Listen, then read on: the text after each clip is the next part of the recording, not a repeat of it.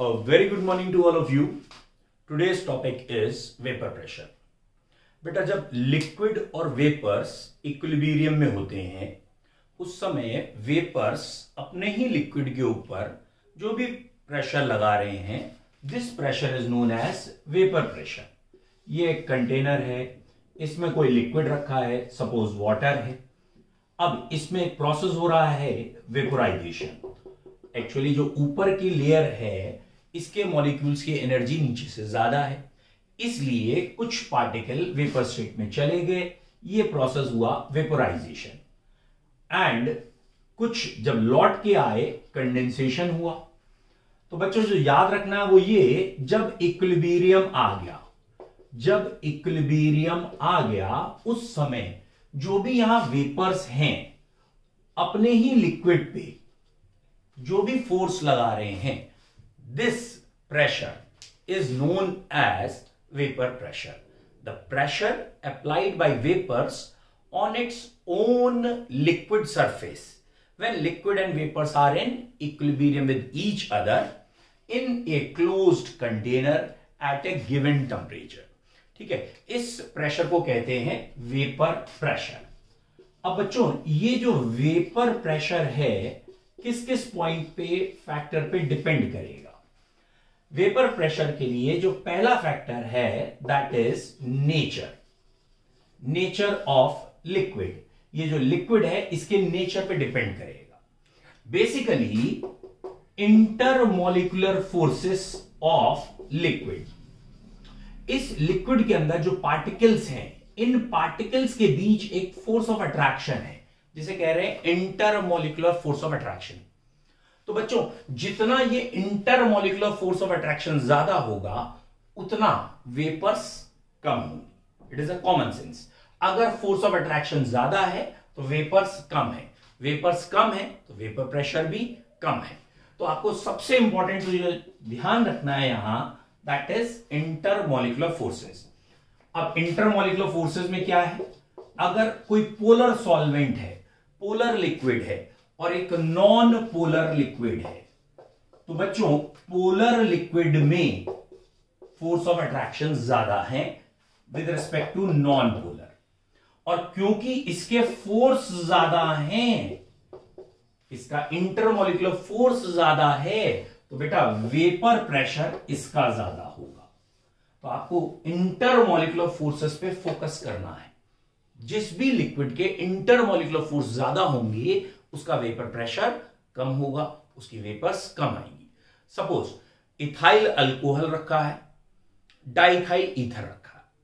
Ethyl alcohol में hydrogen bonding होती है. बेटा अगर हाइड्रोजन बॉन्डिंग है तो ऑब्वियसली इंटरमॉलिक्यूलर फोर्स ज्यादा है. इंटरमॉलिक्यूलर फोर्स ज्यादा है तो वेपर प्रेशर उसका कम हो गया.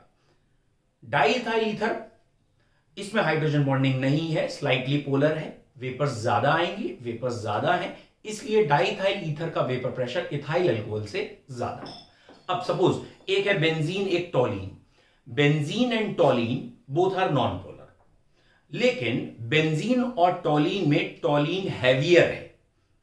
वंडरवॉल फोर्सेस हमें यहां देखने हैं which is directly proportional to molar mass. Toluene का मोलर मास ज्यादा है तो बेटा टॉलीन का वेपर प्रेशर कम होगा. तो सबसे पहले आप देखेंगे चीजें पोलर हैं या नॉन पोलर, और अगर दो नॉन पोलर आ जाएंगे फिर आप देखेंगे molar mass. That means intermolecular force. जिसका इंटरमॉलिक्यूलर फोर्स ज्यादा उसका वेपर प्रेशर कम. और अगर आपको बॉइलिंग पॉइंट की नॉलेज हो जो इस चैप्टर में आगे भी आएगा, इंटरमॉलिक्यूलर फोर्स ज्यादा तो बॉइलिंग पॉइंट ज्यादा, और बॉइलिंग पॉइंट ज्यादा तो वेपर प्रेशर कम. तो यहां से पहला फैक्टर आ रहा है हमारा इंटरमॉलिक्यूलर फोर्सेस और वेपर प्रेशर इनवर्सली प्रोपोर्शनल है. इंपॉर्टेंट है, याद रखिए. बेटा दूसरा फैक्टर हमारा है दैट इज टेम्परेचर.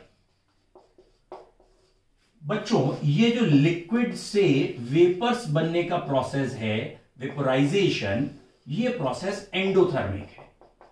तो सिंपली अगर ये एंडोथर्मिक है तो टेम्परेचर बढ़ाने पे इक्विलिब्रियम आगे जाएगा, इक्विलिब्रियम कांस्टेंट बढ़ जाएगा, वेपर्स बढ़ जाएंगी, वेपर प्रेशर बढ़ेगा.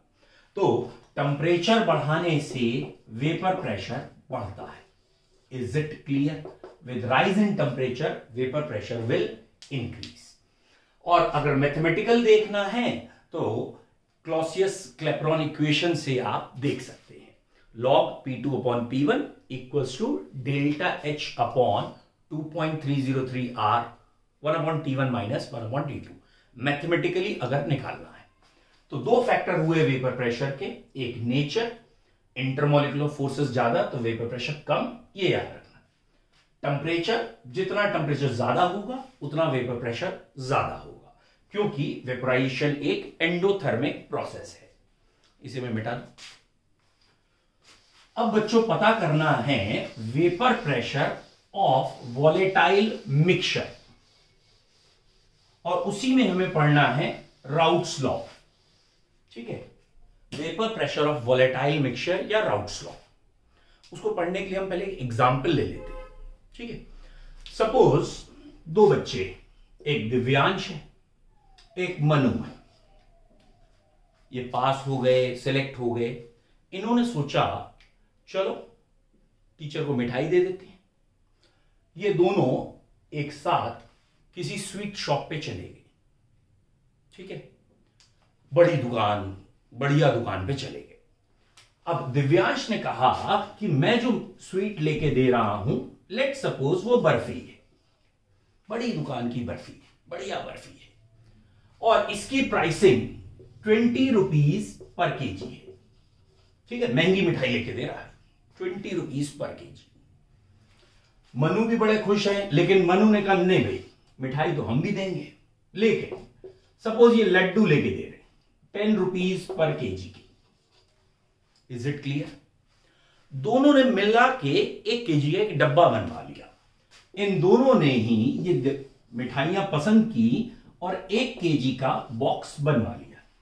ठीक है, और उसमें से ½ केजी दिव्यांश का है और ½ केजी मनु है. 1 किलो का डब्बा बनवाया, आधा किलो इन्होंने, आधा किलो इन्होंने. Is it clear? डब्बा कितने का है? अब इसकी कॉस्ट क्या है? तो बेटा इसकी कॉस्ट निकालने के लिए ये हमें निकालना पड़ेगा कि दिव्यांश को कितने पैसे देने चाहिए, मनु को कितने. पहले दिव्यांश के देख लेते हैं.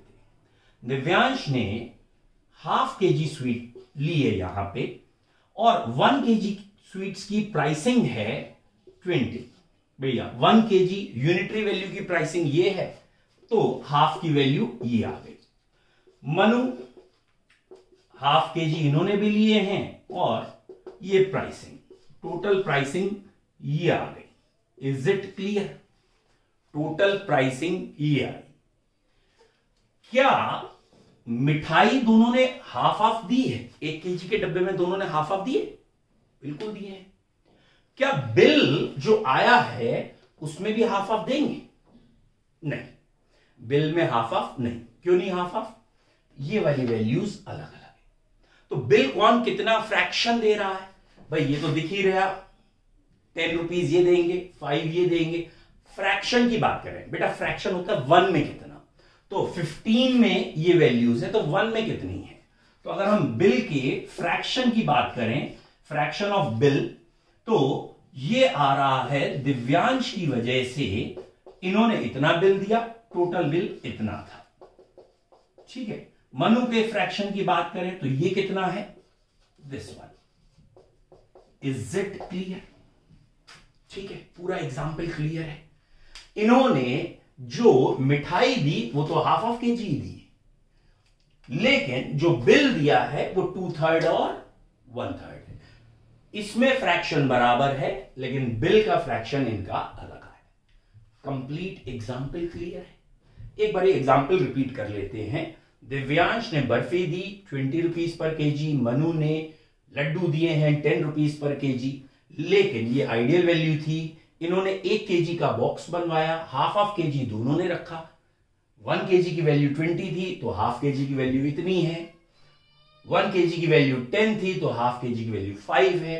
तो ये जो बॉक्स बन के तैयार हुआ, इसकी टोटल वैल्यू 15 है. जब दोनों ½ मिला रहे हैं तो बॉक्स की वैल्यू 15 है. और अब हम कहें क्या बिल में भी दोनों बराबर बराबर शेयर करेंगे, क्योंकि इन्होंने ½ मिठाई ली है, लेकिन ऐसा नहीं है. यहां टोटल 10 बिल आया है दिव्यांश का और ओवरऑल बिल था 15। तो दिव्यांश का फ्रैक्शन 2/3 आया, मनु का 1/3। ये पूरा सिनेरियो क्लियर है। अब बेटा इसी सिनेरियो को एज इट इज केमिस्ट्री में पुटअप करिए वेपर प्रेशर में। कोरिलेशन लिंक बना लीजिए। जिस बच्चे को लिंक समझ में आ गया, एग्जाम्पल एकदम क्लियर मैच हो जाएगा। लेट्स सी कैसे। बेटा यहां पे एक लिक्विड है, दिस वन एक लिक्विड बेंजीन, दूसरा एक लिक्विड है लेट सपोज टोलीन। बेंजीन का इनिशियल स्टेट जब ये अकेला है उस समय का वेपर प्रेशर है 20 mmHg। टोलीन जब अकेला है उसका प्रेशर है 10 mmHg। ठीक है, तो बेटा प्रेशर तो यूजुअली प्योर स्टेट का P0A P0B से आप लिखोगे। ठीक है, इसकी यूनिट प्रेशर वाली यूनिट होगी। बट एक बात बस ध्यान रखिए हमारी, आपको इजी लगेगा। जब भी हम प्रेशर निकालते हैं तो हम 1 मोल ऑफ लिक्विड का प्रेशर बताते हैं। जब भी हम प्रेशर बताते हैं तो लिक्विड के कितने मोल होते हैं? 1 मोल। अब बेंजीन का प्योर स्टेट प्रेशर 20 mmHg है, जिसे हम P0A भी कह सकते थे या P0 बेंजीन कह सकते थे। इसको P0 टोलीन कह दिया। ठीक है, अब हमने दोनों के लिक्विड मिक्स किए हैं, इसको भी, और जो फ्रैक्शन आ रहा है वो यहां हाफ आ रहा है। ठीक है, अगर 5 मोल इसके हैं तो 5 मोल इसके, तो फ्रैक्शन हाफ आ रहा। Is it clear? अब हम कह रहे हैं इस मिक्सचर का प्रेशर बताओ। इस मिक्सचर का प्रेशर बच्चों पहले कहा है 1 मोल का प्रेशर सोचना। अब इस मिक्सचर के 1 मोल में से हाफ मोल बेंजीन के हैं और हाफ मोल टोलीन के। बेटा बेंजीन की वजह से प्रेशर कितना आएगा? बेंजीन के 1 मोल का प्रेशर P0B या 20 है, तो बेंजीन के हाफ मोल का प्रेशर कितना आया? बेटा यूनिटरी अप्रोच, 1 मोल का प्रेशर P0B है तो हाफ मोल का प्रेशर इतना आ गया। टोलीन के हाफ मोल का प्रेशर इतना आ गया। ठीक है, तो टोटल प्रेशर कितना आ गया? बच्चों टोटल प्रेशर आ गया यहां दोनों के प्रेशर का सम। बोलो क्लियर है? टोटल प्रेशर आ गया दोनों के इंडिविजुअल प्रेशर का सम, दैट इज 10 + 5 15 mmHg। क्लियर है?